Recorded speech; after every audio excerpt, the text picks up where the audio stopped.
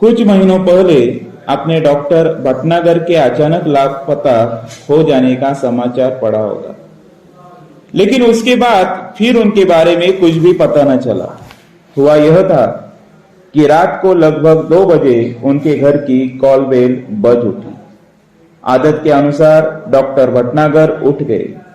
उनकी पत्नी जागकर भी बिस्तर पर ही पड़ी रही, क्योंकि वह जानती थी कि ऐसा तो रोज ही होता है। जब भी कोई मरीज सीरियस होता तब अस्पताल का चौकीदार उन्हें उठाने आ जाता। अगर किसी को उन्हें घर बुलाकर ले जाना होता तो वह भी आकर उन्हें जगा देता। डॉक्टर भटनागर मरीजों की सेवा करना अपना परम कर्तव्य समझते थे, इसलिए वह इसका बुरा न मानते बल्कि सहर्ष चले जाते। कोई उन्हें फीस दे या न दे इसकी उन्हें कभी भी चिंता न थी। उस रात भी वह उठे और गाउन पहने ही दवाइयों का बैग उठाकर चले गए। आमतौर से होता यह था कि वह 1-2 घंटे में लौट आते थे या फिर सवेरा होते होते तो अवश्य ही आ जाते थे, क्योंकि उन्हें अस्पताल समय से पहुंचने की आदत थी। किंतु उस दिन जब देर सुबह तक डॉक्टर भटनागर नहीं लौटे तब उनकी पत्नी चिंतित हुई। पहले सोचा कि शायद मरीज की हालत गंभीर होगी, इसलिए देर लग गई होगी। फिर यह भी सोचा कि हो सकता है आज सीधे अस्पताल चले जाए, लेकिन जब मरीज उन्हें घर पर पूछने के लिए आने लगे तब उनकी हैरानी बढ़ गई। उन्होंने मित्रों तथा कुछ अन्य संबंधियों को फोन किया और डॉक्टर साहब के बारे में पूछताछ की, किंतु कोई जानकारी न मिली। कुछ देर के लिए वह यह मान बैठी कि शायद वे किसी दूर के गांव में हो गए और किसी कारण से जल्दी वापस न आ पाए हो। शाम तक भी जब डॉक्टर भटनागर नहीं लौटे तब उन्होंने पुलिस स्टेशन को फोन किया। डॉक्टर भटनागर का इस तरह गायब हो जाना पुलिस के लिए भी हैरानी का कारण बन गया। चारों ओर खोज शुरू हो गई। वायरलेस से संदेश भेज दिए गए। डॉक्टर भटनागर के गायब होने का समाचार बिजली की तरह शहर भर में फैल गया। उनकी पत्नी खोज के लिए केवल इतना ही सूत्र दे सकी कि डॉक्टर साहब अपनी कार में नहीं गए। उन्हें लेने कोई गाड़ी आई थी, जिसके बड़े पहियों के निशान उन्होंने सवेरे घर के बाहर सड़क और फुटपाथ पर देखे थे। जाहिर था कि डॉक्टर साहब किसी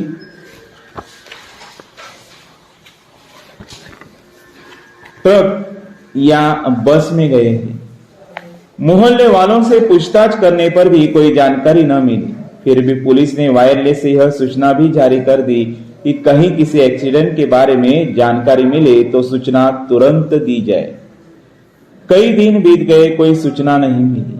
क्योंकि डॉक्टर भटनागर का कोई शत्रु भी न था, इसलिए यह शंका करना व्यर्थ था कि उनकी हत्या कर दी गई होगी। पुलिस अब केवल 2 ही सूत्रों पर विचार कर रही थी। एक यह कि कुछ गुंडों ने उन्हें छिपा लिया हो और सब उनकी पत्नी से मोटी रकम की मांग करे। दूसरा यह कि कोई डाकू दल उन्हें किसी डाकू का इलाज कराने के लिए ले गया हो। दिन पर दिन बीतते गए और डॉक्टर भटनागर के बारे में कोई जानकारी न मिली।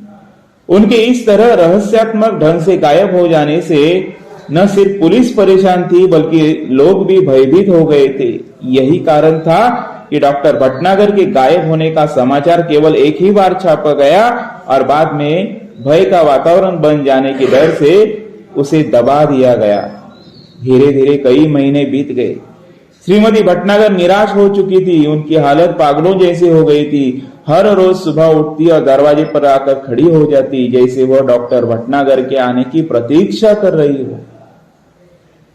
कई महीने बाद एक दिन श्रीमती भटनागर ने दरवाजे पर फिर से वैसी ही गाड़ी के पहियों के निशान देखे।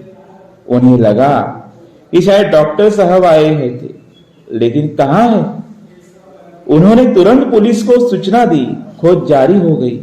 पुलिस का एक दल उनके घर पर भी आया। उसने गाड़ी के निशान देखे, लेकिन उन निशानों को देखकर कुछ भी अंदाज लगाना कठिन था। हाँ, एक सीढ़ी अवश्य मिली जो लिफाफे में बंद थी और उस पर श्रीमती भटनागर का नाम लिखा था। उस सीढ़ी को तुरंत सुनने की व्यवस्था की गई। सीढ़ी बजते ही सभी लोग हतप्रभ रह गए। उसमें डॉक्टर भटनागर बोल रहे थे, तुम सब लोग मेरे लिए परेशान होंगे, शायद अब मरा हुआ समझ लिया हो, लेकिन मैं जिंदा हूं और बिल्कुल ठीक हूं। तुम लोगों से कई करोड़ मील दूर मैं एक अन्य सौर मंडल के ग्रह पर हूं। हम धरती वाले सोचते हैं कि शायद दुनिया में जो कुछ है वो हम ही है, लेकिन इस ब्रह्मांड में तो हमारे सूर्य जैसे न जाने कितने सूर्य है और सभी के अपने अपने ग्रह है। उन ग्रहों पर दुनिया बसी है और हमसे वे लोग कई गुना ज्यादा उन्नतिशील है। मुझे यहाँ आकर अपने परिवार, मित्रों, देश और पृथ्वी से दूर का दुख तो बहुत ही ज्यादा है, लेकिन इस बात की खुशी है कि मेरा यह भ्रम जाता रहा कि दुनिया में सिर्फ हम ही है। मुझे उम्मीद है कि पृथ्वी के लोग मेरी इस बात से कुछ सबक लेंगे। हाँ, तो पहले सुनो वह कहानी कि मैं कैसे आया। अमेरिका में हुए मेरे सम्मान और मेरे ज्ञान के बारे में इस ग्रह के लोगों ने गुप्त रीति से सूचनाएं इकट्ठा की थी। ये तभी से मेरा अपहरण करने की योजना बना रहे थे। उस रात को जब मैं बाहर आया तब एक आदमी ने मुझे बाहर खड़ी सवारी पर चलने का इशारा किया। मैं अपने सहज भाव से आगे बढ़ा, लेकिन उस विचित्र यान को देखकर चौंक पड़ा। इसके पहले कि मैं कोई विरोध करता या भागने की कोशिश करता, 3 लोगों ने की मजबूत बाहों ने मुझे जकड़कर यान के अंदर डाल दिया। यान तेजी से घूमकर सू सू की आवाज करता हुआ आसमान में उड़ गया। घबराहट के कारण मैं बेहोश हो गया था और जब मुझे होश आया तो वह यान इस ग्रह पर पहुंच चुका था। मुझे एक विशेष किस्म का प्लास्टिक सूट पहनाया गया ताकि मैं ग्रह के वातावरण के अनुकूल रह सकूं। अब चूंकि मुझे यहाँ आए हुए काफी समय हो गया है, मैं यहाँ से भागने की कोशिश भी नहीं कर सकता। इसलिए मुझे आप सब लोगों के लिए यह संदेश रिकॉर्ड करके भेजने की अनुमति दी गई है।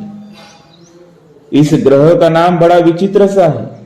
यहाँ के लोग विज्ञान में बहुत आगे बढ़ गए हैं। इनके पास ऐसे यान हैं कि ये एक सौरमंडल से दूसरे तक आसानी से आते जाते हैं। यहाँ भी लोगों ने रहने के लिए घर बना रखे हैं, कारखाने हैं, बाजार है, बस्तियां हैं, मोटरें हैं, सभी कुछ है, लेकिन हमसे बिल्कुल भिन्न। इनके अपने वैज्ञानिक सिद्धांत है। इन्हें कई सौरमंडलों और उनके ग्रहों के बारे में जानकारी है। हमारा सौरमंडल इनके सबसे निकट है, इसलिए इन्होंने आसानी से मेरा अपहरण कर लिया। मेरे अपहरण का कारण जानने से पहले यह जान ले कि ये लोग चिकित्सा शास्त्र में बहुत पिछड़े हुए हैं। यह एक ऐसा ग्रह है जहां विज्ञान अपनी चरम सीमा को पहुंच चुका है। यहाँ के आदमी अब आदमी नहीं, मशीन हो गए हैं। यहाँ का सारा काम मशीनों से ही होता है और इसका नतीजा यह हुआ कि धीरे धीरे आदमी का महत्व कम होता गया। अब इस पूरे ग्रह में मशीनें ज्यादा और आदमी कम है। जो लोग हैं वे मशीनों के गुलाम है। दूसरी ओर यहाँ के लोगों को एक विचित्र तरह का सड़न रोग होने लगा है। शरीर का कोई अंग अचानक सड़ना शुरू हो जाता है और फिर वह आदमी मर जाता है। इस रोग का इलाज इन्हें अब तक नहीं मालूम हो सका, लेकिन इस रोग का कारण वे मशीनें ही है जो इन्हें नाकारा बनाए हुए है। यहाँ के वैज्ञानिकों ने मेरे बारे में सुना। इन्होंने सोचा कि क्यों ना मुझे यहाँ बुलाया जाए। तब कोई ऐसी तरकीब सोची जाए कि सड़ा हुआ अंग काटकर उसके स्थान पर दूसरा अंग लगा दिया जाए। बस इसी कारण मेरा अपहरण हुआ है। आज मैं यहाँ बैठकर सोच रहा हूँ कि हमारी पृथ्वी पर भी विज्ञान तेजी से उन्नति कर रहा है। उद्योगों के विकास से मशीनों की संख्या बढ़ रही है। मशीनों और कारखानों से वातावरण दूषित हो रहा है। वह सब अगर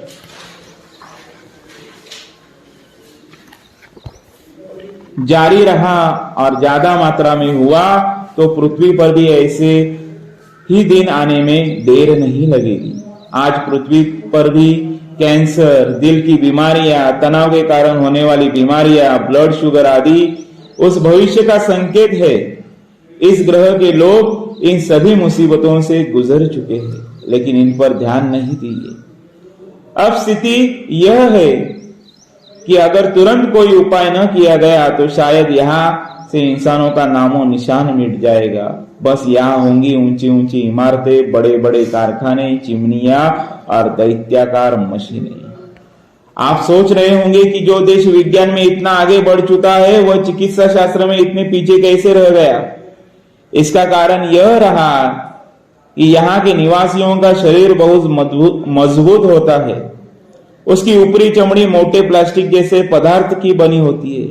इस पर हवा, पानी या मिट्टी का कोई असर नहीं होता।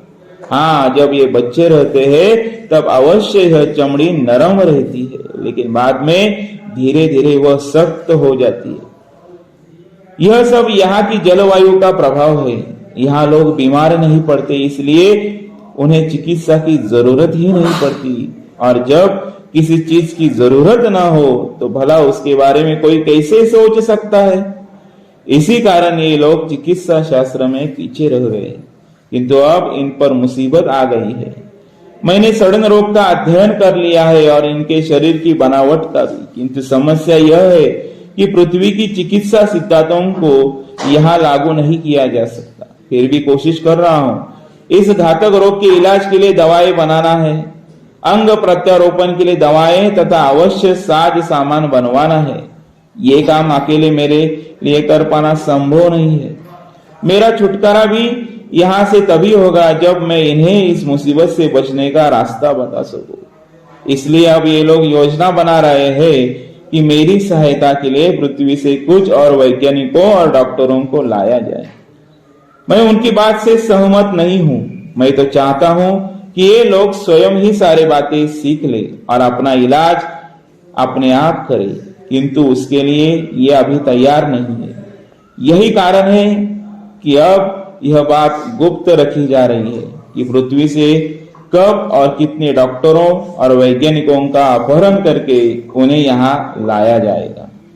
जो भी हो, अब अगर मैं सही सलामत पृथ्वी पर आना चाहूं तो इनकी इच्छा के अनुसार ही आ सकता हूं। इसलिए इनसे विरोध मोल लेना ठीक न होगा। फिलहाल यह कहना कठिन है कि मैं कब आ सकूंगा। आप लोग घबराए नहीं, मुझे यहाँ कोई कष्ट नहीं है। बस मेरे आने तक आप यही समझे कि मैं इस समय विदेश यात्रा पर हूं।